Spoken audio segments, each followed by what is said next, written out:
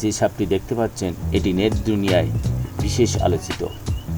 এটি ভারতীয় উপমহাদেশের স্থানীয় নাম হলো চন্দ্রবোড়া, কিন্তু এর আরও একটি নাম আছে স্থানীয়, সেটি হলো উলুবোড়া। কিন্তু এখন আমরা নেট দুনিয়ায় দেখতে পাচ্ছি এটি হলো ভাইপার রাসেল। তাহলে এই নামটি কিভাবে এলো? নেন তাহলে এই নামটি আমরা খুঁজে বের করি। এটি ভারতীয় উপমহাদেশের 4টি বিষাক্ত সাপের ভিতরে একটি, কিন্তু এটি ভাইপারিডি পরিবারের অন্তর্ভুক্ত।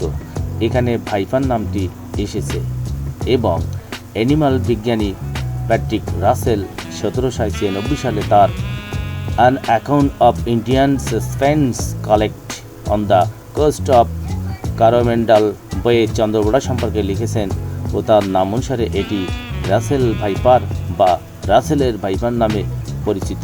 তাহলে নামটি এসেছে তার পরিবার ভাইপারিডি থেকে, ভাইপার, এবং অ্যানিমাল বিজ্ঞানী প্যাট্রিক রাসেলের নাম অনুসারে রাসেল। এই দুটি ভাইপারিডি থেকে ভাইপার এবং প্যাট্রিক রাসেল থেকে রাসেল, এই দুটি নাম এক জায়গায় করে ভাইপার রাসেল নামে বিশেষ পরিচিত। Thank you all.